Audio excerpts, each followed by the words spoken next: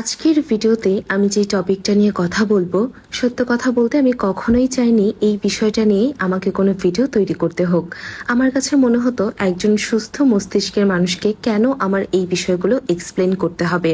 আপনাদেরকে একই দিনে আমাদের সঙ্গে ঘটে যাওয়া দুটি ঘটনার কথা বলি, তাহলে আপনারা খুবই ভালোভাবে বুঝতে পারবেন আমি আসলে কি বোঝাতে চাচ্ছি। যেহেতু আমাদের দুটি ইভেন্টের লোকেশন একই জায়গায় ছিল, উত্তরাতে, তাই আমি আর আমার সঙ্গে আমার একজন কোয়ার্টিস্ট গিয়েছিলেন। আমাদের প্ল্যান ছিল আমরা দুজনে মিলে দুটি ইভেন্ট কভার করব। তো সেই অনুযায়ী আমরা রওনা দিয়ে দিয়েছিলাম আর লোকেশনে পৌঁছেও গিয়েছিলাম। প্রথম ইভেন্টের টাইম ছিল সন্ধ্যা 7টার দিকে। আমরা 7টা বাজার ঠিক 10 মিনিট আগেই পৌঁছে গিয়েছিলাম, যেটি আমরা প্রত্যেকটা ইভেন্টেই করি। 5 থেকে 10 মিনিট আগেই আমরা পৌঁছে যাওয়ার চেষ্টা করি। সেখানে গিয়ে দেখি আমাদের ব্রাইড আপু তখনও আসেননি। ওনাকে বারবার করে বলা হয়েছিল যে আপু আমাদের পরবর্তীতে আরও একটা ইভেন্ট আছে, যার ফলে আপনাকে কিন্তু একদম সময় মতো উপস্থিত থাকতে হবে। আপুর প্রথমের টাইম ছিল 5টায়, এরপর উনি সেটাকে 7টায় নিয়েছিল। যদিও এটি আমাদের জন্য একটু প্যারার হয়ে গিয়েছিল, তারপরও আমরা মেনে নিয়েছিলাম। তো সেখানে পৌঁছানোর পর আমরা অপেক্ষা করছি। অলমোস্ট 1 ঘন্টা পর ব্রাইডাপুর বোন জানায় যে ব্রাইডাপুর আরও 1 ঘন্টা সময় লাগবে, অর্থাৎ তখন অলরেডি 8টা বেজে গিয়েছে। উনি আমাদেরকে বলছিল 9টা পর্যন্ত অপেক্ষা করার জন্য, কিন্তু আমরা তো সেটি করতে পারবো না, যেহেতু আমাদের আরও একজন ব্রাইড অপেক্ষা করছেন। তখন উনি বলছে যে আপনাদেরকে তো ওয়েটিং চার্জ দেওয়াই হবে, তাহলে আপনারা কেন অপেক্ষা করবেন না।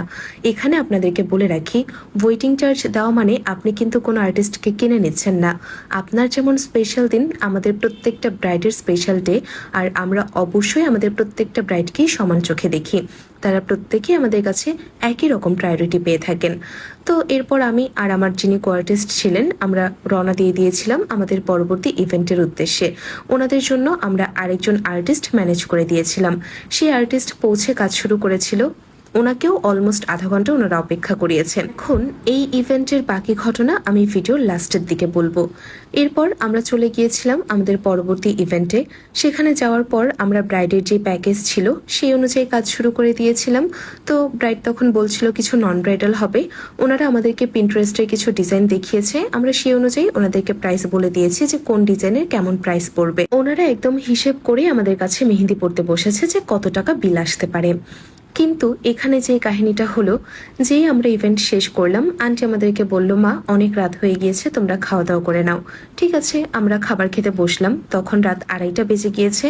এর মাঝে ছোট্ট করে বলে রাখি, আমাদের মেহেন্দি দেওয়া শেষ করে ব্রাইড আপু অলমোস্ট 40 মিনিট উনি ওনার বান্ধবীদের সঙ্গে নাচাগানা করছিল। তখন অলরেডি এত বেশি রাত হয়ে গিয়েছে, আমরা বারবার বলছিলাম যে আপু আপনাকে বসতে হবে, কিন্তু উনি কোনোভাবেই আমাদের কথা শুনছিল না। উনি নাচ গান এনজয় করছিল। তারপর আমরা অপেক্ষা করছিলাম। অবশ্যই আমরা সেখানে ওয়েটিং চার্জ নিব। 40 মিনিট যেহেতু আমরা অপেক্ষা করেছি ওনাকে বলার পরও, সেটি তো আমাদের অপরাধ না, কেননা আমরা যখন বুকিং নেই তখন আমরা বলেই রাখি আমাদেরকে ওয়েটিং চার্জ প্রোভাইড করতে হবে। যদিও ব্রাইড আপু এখানে ওয়েটিং চার্জের জন্য কোনো কাহিনী করেনি, কিন্তু যেই কাহিনীটা করেছে সেটি হচ্ছে, আমরা যখন খাবার খাওয়া শেষ করলাম তখন ব্রাইড আপুর মা আমাদের কাছে আসেন এবং এসে বলেন যে মা, তোমরা একটুখানি মেহেন্দি দিয়েছো, তার ফলে এতগুলো টাকা বিল এসেছে, তুমি আমার থেকে একটু অল্প টাকা নাও।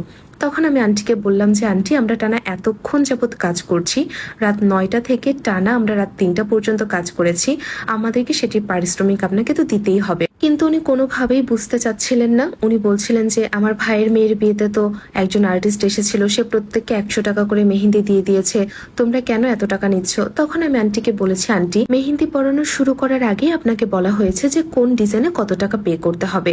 তখন উনি অনেক রিকোয়েস্ট করছিল, কিন্তু স্বাভাবিকভাবেই যেহেতু ওই ইভেন্ট আমার ছিল না, আমি আর্টিস্ট হিসেবে গিয়েছিলাম, তাই আমি কোনো কিছুই করতে পারতাম না। আর সত্য কথা বলতে এখানে করার তো প্রশ্নই আসে না। আপনারা যখন আমাদের থেকে বুকিং দেন তখন অবশ্যই আমাদের প্রাইস জেনে আমাদের থেকে বুকিং দেন। যদি আপনাদের বাজেট ইস্যুস থাকে তাহলে আপনারা আমাদেরকে বুকিং করবেন না, কিন্তু কেন আপনারা প্রাইস জেনে বুকিং দেওয়ার পর পেমেন্ট করার সময় এরকম কাহিনী করবেন। একজন আর্টিস্ট হিসেবে আমি ওই সিচুয়েশনে খুবই বিব্রতকর একটা পরিস্থিতিতে পড়ে গিয়েছিলাম যে আমি ওনাকে কিভাবে বিষয়টি বোঝাবো। আর এখানে ব্রাইডদেরকে বলে রাখি, আপনারা আমাদেরকে বুকিং দেন, সুতরাং পেমেন্ট করার সময় কেন আপনার মা, খালা, ফুপু ওনারা আমাদের কাছে এসে রিকোয়েস্ট করবে টাকা কমানোর জন্য। তারপরও আমি ব্রাইড আপুর মাকে বলেছিলাম, ঠিক আছে আন্টি, আপনার যেহেতু একটু ভাঙতি খুচরো আর কি বিল ছিল, আমি বলেছি আন্টি আপনাকে সেটা পে করতে হবে না, অর্থাৎ ওনার বিল ছিল মেবি 5,780 টাকা। আমি বলেছিলাম আন্টি আপনি আমাকে 5,700 টাকা পে করেন। উনি আমাকে বলেছে 1,000 টাকা একটা নোট দিয়েছে, আর তখন আমাকে বলেছে যে তুমি পুরোটাই রেখে দাও, তুমি কি ভেবেছো তোমাকে আমি 5,700 টাকা দিতে পারলে 80 টাকা দিতে পারবো না? আমি কখনোই কারোর সঙ্গে রুডলি কথা বলতে পারি না, কিন্তু সেদিনটাই আমার এত বেশি খারাপ লেগেছে, আমি ওনার সঙ্গে কোনো রকম কোনো তর্ক না করে সেখান থেকে চলে এসেছি আমার পেমেন্ট বুঝে নিয়ে। এখানে বলি, আপনারা বুকিং দেওয়ার সময় অনুগ্রহ করে সম্পূর্ণ প্যাকেজ ডিটেলস জেনে তারপর আমাদেরকে বুকিং দিবেন। প্লিজ ইভেন্ট শেষ করে টাকা কমানোর জন্য এইরকম কাহিনী করে আমাদেরকে বিব্রতকর অবস্থায় ফেলবেন না। আমাদের বিল যদি 20,000 টাকা হয় আপনাকে 20,000 টাকাই পে করতে হবে, আমাদের বিল যদি 3,000 টাকা হয় আপনাকে 3,000 টাকাই পে করতে হবে। এবার আসি শুরুর ঘটনাটায়। এরপর আমরা যেটি জানতে পারি, আমরা ওই ইভেন্টে যেই আর্টিস্টকে পাঠিয়েছিলাম সেখানকার ব্রাইড আমাদের সেই আর্টিস্টকে পেমেন্ট করেইনি, কারণ তার অভিযোগ ছিল যে আমরা তার ইভেন্ট থেকে চলে এসেছি। এখন আপনারাই বলুন যে টোটাল ঘটনাটাই আসলে আমাদের ভুলটা কোথায় ছিল? আমরা তো বুকিং নেওয়ার সময় বারবার করে বলে দেই যে আপনাদের প্যাকেজ এত টাকার হবে, আপনাদের বিল এত টাকার আসবে। নন ব্রাইডাল করার আগেও আপনাদেরকে বলে নেই যে কোন ডিজাইনের প্রাইস কেমন পড়বে। তারপরও কেন আপনারা এই জিনিসগুলো করবেন? 99% ইভেন্টে আমাদেরকে বলতে হয় না, তবে 1% এরকম কেন যেন পড়ে যায় আমি জানি না। যে মেহেদিটা দিয়ে আজকে কাজ করছিলাম এটা ছিল SA মেহেদি হাউসের মেহেদি। আপনারা তো দেখেছেন পুরো ভিডিওতে কত স্মুথলি কাজ করতে পারছিলাম। আর্টিস্ট এবং নন আর্টিস্ট সবাই কিন্তু আপুর মেহেন্দি ব্যবহার করতে পারবেন। আমি এর আগেও আপুর মেহেন্দি দিয়ে ভিডিও করেছিলাম আর আপনাদেরকে বলেছিলাম, তখন আপনারা খুবই ভালো রেসপন্স করেছিলেন। এর জন্য আপুর মেহেন্দিটা দিয়ে আবারও একটা টিউটোরিয়াল করলাম। কেমন লাগলো আজকের ভিডিও অবশ্যই জানাবেন।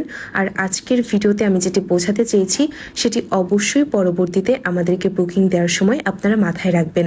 কখনোই একজন আর্টিস্টকে বিব্রতকর সিচুয়েশনে আপনারা ফেলবেন না।